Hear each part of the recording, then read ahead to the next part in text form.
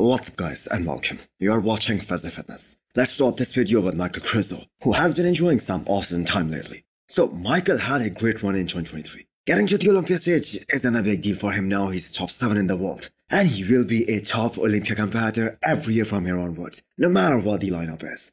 Because he has plenty of size, he's big, he has got that huge stage presence. And lastly, he has been able to fix his conditioning as well. None of us had any complaints about the conditioning that he brought throughout 2023. You can pick flaws in his physique, like his back isn't wide enough, or that he needs bigger glutes. But as far as the conditioning is concerned, all the 3 shows that he did in 2023, he was absolutely spot on conditioning wise. And I have to say, out of all these 3 shows, he was the most shredded at the Olympia last year. He came in a bit more fuller at Prague, and that looked really suit him as well. So his plans for 2024 are not final yet, but he did give a hint that he might compete at Arnold Classic again, defend his title and get his Olympia qualification for 2024. So this will be Krizo's 3rd consecutive Mr. Olympia of his pro career. So he is a relatively young guy in the pro league, as he earned his pro card just in 2022. But time is definitely on his side as he is in his early 30s. So we really want to see where Krizo will land, with Big Ramy, Nick Walker, William Bonac, and Rafael Brandao coming back to the Olympia this year, as all these 4 guys placed ahead of him at the Olympia 2022.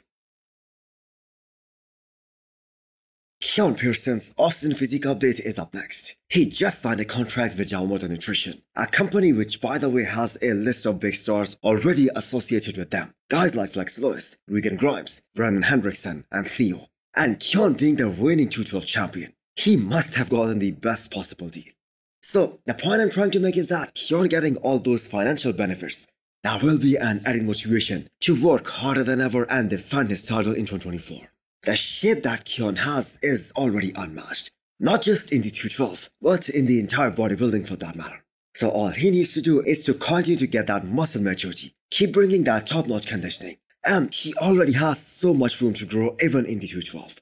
And he's gonna be just undeniable in the upcoming years. It was really close between him and Sean as per everyone who saw those comparisons. But as per the scorecards and as per the judges, they had Keone clearly in the first place. So Sean was able to beat Keone in just 2 shots, the back double bicep and the most muscular. So from that perspective, Keone is gonna be extremely hard for anyone to beat. Not just in 2024 but in the upcoming years as well. Especially the way he has been training, especially the way he has been focused after winning his first ever Mr. Olympia. I mean, this is just the start of the year, and he has already been in the improvement season for a few weeks now. Some Arnold Classic updates now. Let's start with Antoine Brant, who is looking really impressive. I mean, these guys are so damn professional. I mean, they are more than 6 weeks out of the show, and they're all looking so damn good even right now. So with the conditioning that Antoine is showcasing right now, that puts him at an added advantage of implementing more refeeds to see how his body responds with more carbs in his system. So 6 weeks is still plenty of time in terms of contest prep. So Antoine and his coach will have to plan things accordingly. He's one of those guys who weighs close to 300 pounds during the off-season, but for this past year, they changed that strategy. So with the additional time off during the off-season this past year, that time will definitely pay Antoine in terms of significant improvements in his physique, as he is looking to bring his all-time best in 6 weeks' time, and I'm sure that he will. Lastly, we have another update from Arnold Classic competitors, from Classic Physique Division this time. So Michael Daboul is coaching himself for this one. And although he has done this so many times, but we have seen in the past it is still tricky to coach yourself, that too at the highest level. So he has this reputation to uphold now, of being the most shredded guy in Classic Physique Division, and rightfully so.